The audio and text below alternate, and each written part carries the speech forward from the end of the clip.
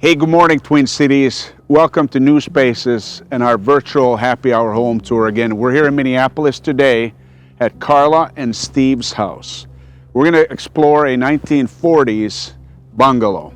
I'm going to explain to you a little bit what happened here, and we're going to meet one of our lead designers, Allie Boren, inside the house. Follow me.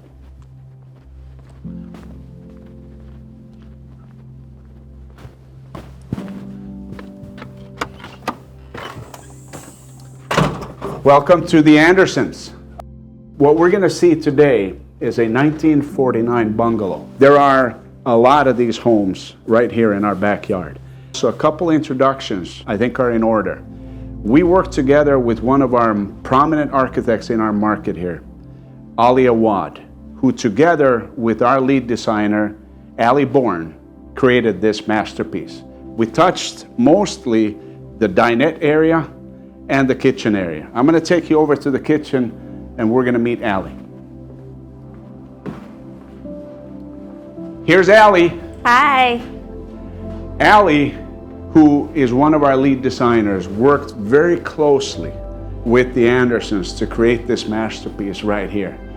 Fundamental differences and changes that we see in these plans are when we remove the wall between the kitchen and the dinette. This is no different than many of the projects that we do in this vintage of a home.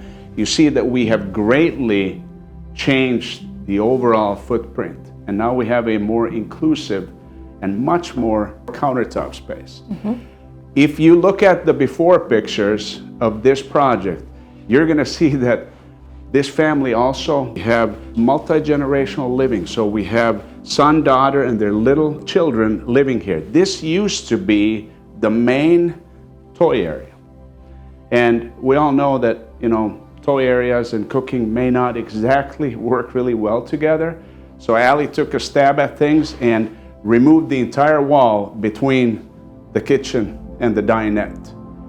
Key features that I'm really proud of is how you were able to keep the window locations, because sometimes when you move the windows, that's when scope is growing, Right. costs are growing. Yep.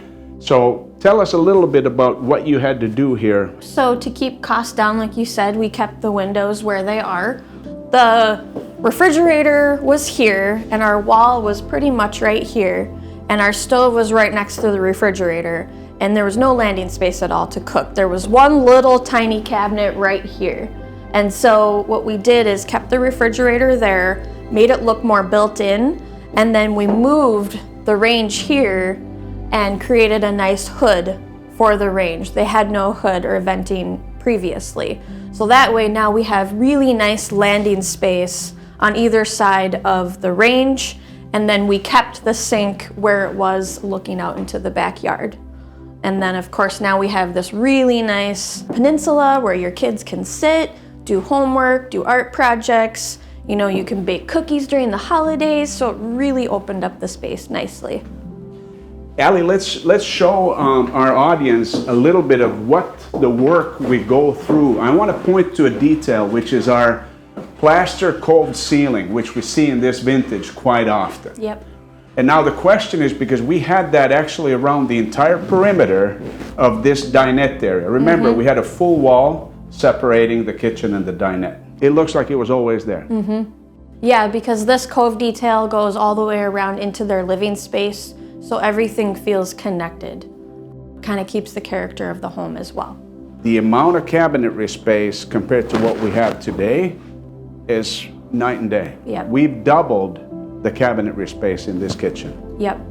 And with it being a bigger family, they needed a lot of space to keep their small appliances. Their daughter-in-law loves to cook, and they also need spots for, paper towels and like bulk items, things like that. So that's why this pantry came into play, and it's really nice because you've got a ton of storage with really nice roll-out shelves as well, so easily accessible.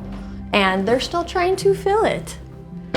And below we have really nice big drawers where they're trying to store their pots and pans. You could also put Tupperware, things like that, but it gives you a lot of space and easily accessible to just open that right up. And then over here, We have a really nice built-in appliance garage. So above, again, some nice pantry storage. And then we have a appliance garage that lifts up so it's kind of hidden, where you can put your toaster, your coffee pot, anything you want to hide away. And then we have the microwave storage below with a nice little drawer for like napkins, smaller items, Ziploc bags, things like that. Talk a little bit about countertop and Yep. why you chose it. Yep, so the homeowner really wanted something that was durable and easy to clean, especially with kids, and they liked that kind of natural marble look. So this is a quartz product, it's man-made. They love the variation in the veining and the movement of it. Gives it a really high-end feel, but you're not paying for that high-end price of marble. A nice contrast with the base cabinets, but then still keeping it light and bright. You made a good point on speaking about marble and the characteristics, not only as a higher price point, but also if you don't want scratching to show in your countertop, then you don't want to use marble, because marble will scratch by just looking at it compared to a quartz. So originally we were going to do a wood hood that matched the upper cabinets, and we kind of ran into a couple of issues with that. So in the end, we went with a really nice, sleek stainless steel hood. It matches the other appliances. It looks really nice and simple, fits well within the space, and ultimately it was a little bit easier of a choice in this particular case. When we start working with clients, we always start by identifying their needs, wants, and wishes. And in the Andersons case, you could really boil it down to, we needed more cabinetry space, storage. We needed more countertop space, because looking at where that stove was, there was none there. No. And third, to create a better space plan in general with a better connectivity between dinette and kitchen. Those were the big ticket items that we started out with, correct? Yep, Carla and Steve, they really knew what they liked and what they were looking for. They visited a couple of our showcase houses, and so they saw some elements of things that they really liked.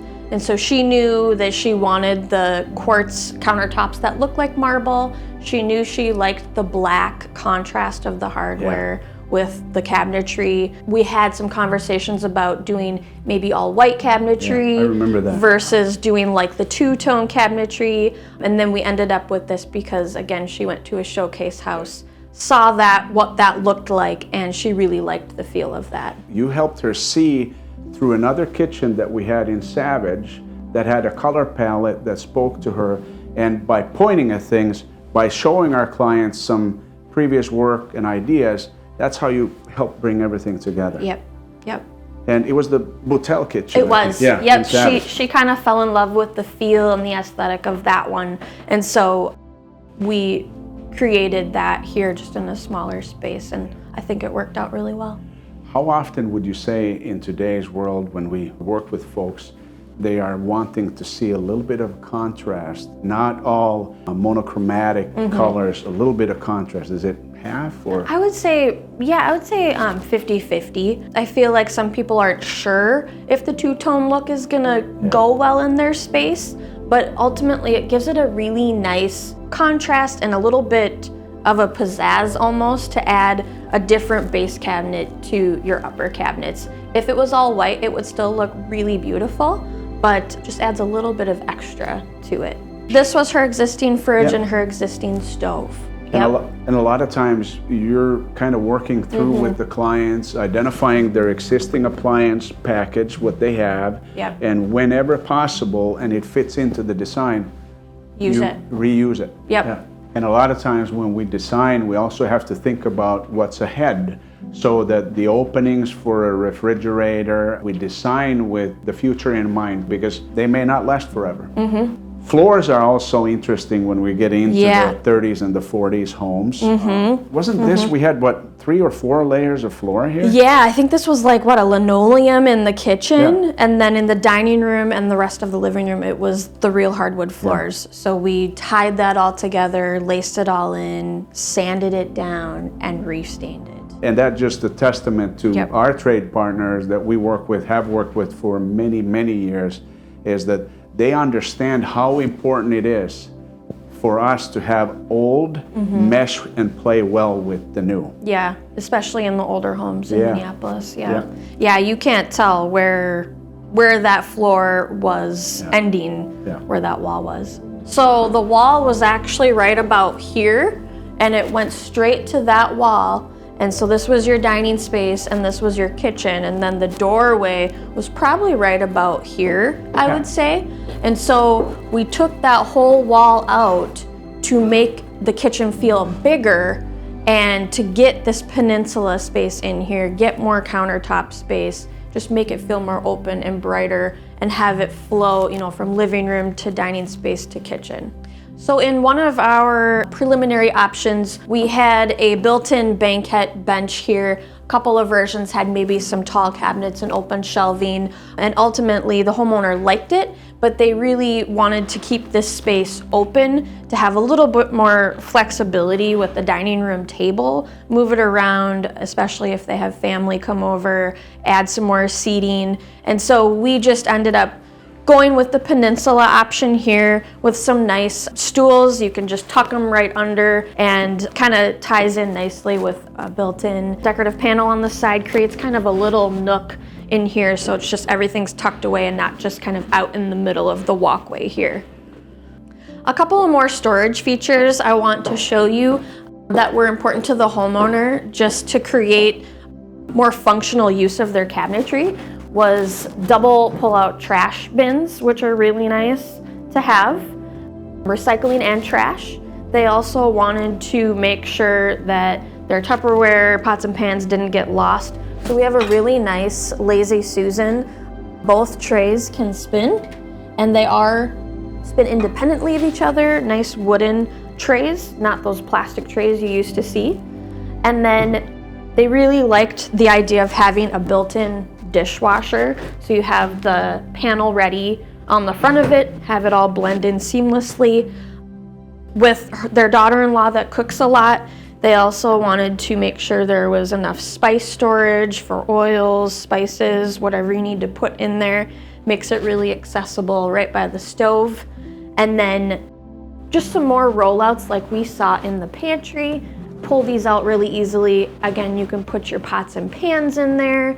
You can put Tupperware, put some more pantry items, whatever you need to store. Another thing that our design team pays a lot of attention to, especially when we're in an older home, how do we appoint lighting? Because a lot of times we have to rebuild and redesign the lighting plan. Allie, tell us a little bit of how you did it here and what you added and things like that. Yep, so you'll remember, like we've been discussing, there was a wall here.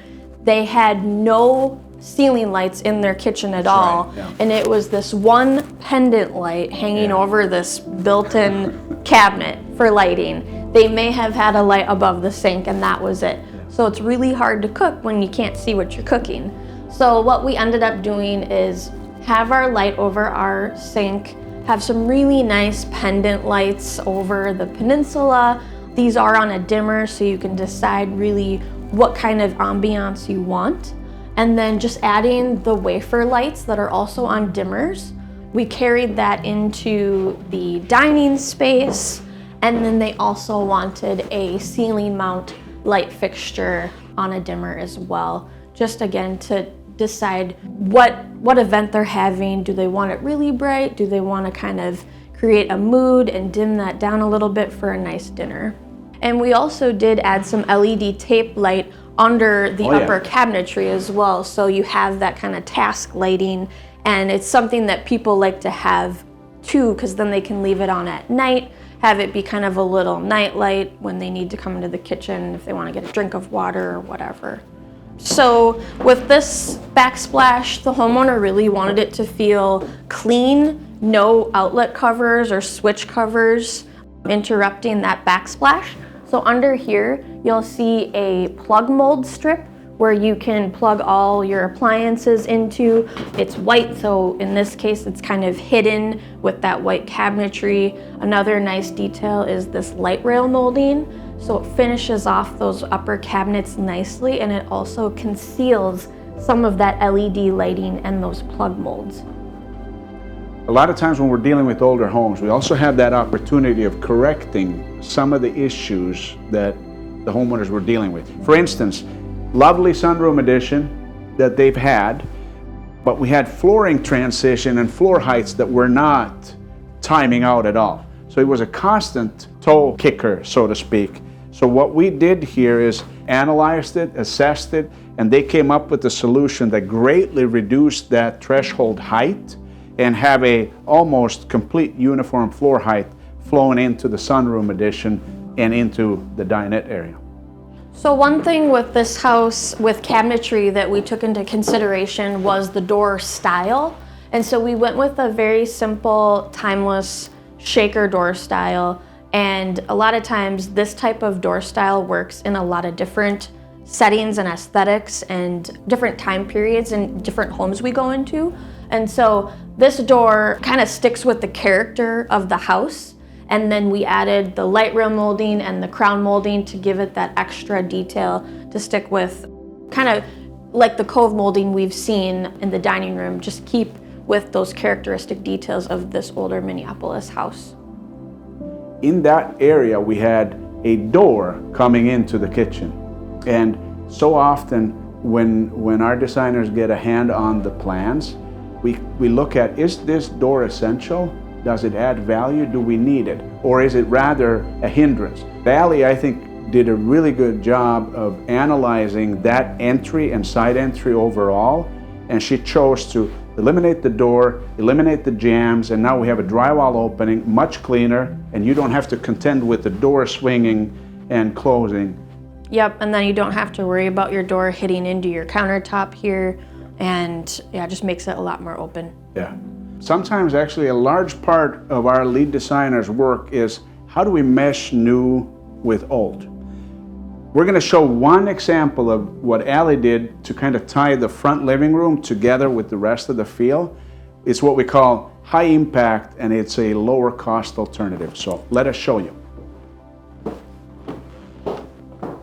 In a typical bungalow, you always see either front living room left or right. And what happened here, Allie, is that talk about what you did to connect this part of the house to the kitchen. Yep, so the homeowner didn't want to spend a ton of money in this room. So this fireplace used to be white, painted white. The tile is all original. And so one idea we had to add a little bit of pizzazz to kind of connect the two rooms was to take the kitchen base cabinet color and paint the fireplace the same color as the kitchen base cabinets. And that way it feels a little bit freshened up. It's a really nice contrast with the walls and then the darker fireplace. And then we did paint this room as well and refinish all the floors the same as in the kitchen. And by painting the walls in this room, they were white, so the cove detail you see blended in with that white wall. And now that we've painted it a little bit of a darker shade, you can really get that detail and see that crisp line between where that starts and where the wall starts. The homeowner is not a huge fan of the brick surround and then the kind of tile hearth you see. So one idea we had was we could paint what was already here, we could paint it white, or they also love their quartz countertops. So we thought, what if we create a hearth and then the surround in the same countertop quartz material. That would be a little bit higher of a price point. So another option would be to also retile it. So retile the hearth and retile around the fireplace. Maybe it's a very classic marble tile. There's a lot of different options we could run with for this. For now, they decided to stick with the original until they decide which direction they want to go in. Hey everybody, we're happy that you took some time with us at New Spaces. This is what we do all day, every day, and we have a number of different project types, different vintages of homes as you've come to learn at our happy hour virtual home tour. You will see Allie and me on many other projects along the way. This is just the beginning. Here we go. Boom. Boom.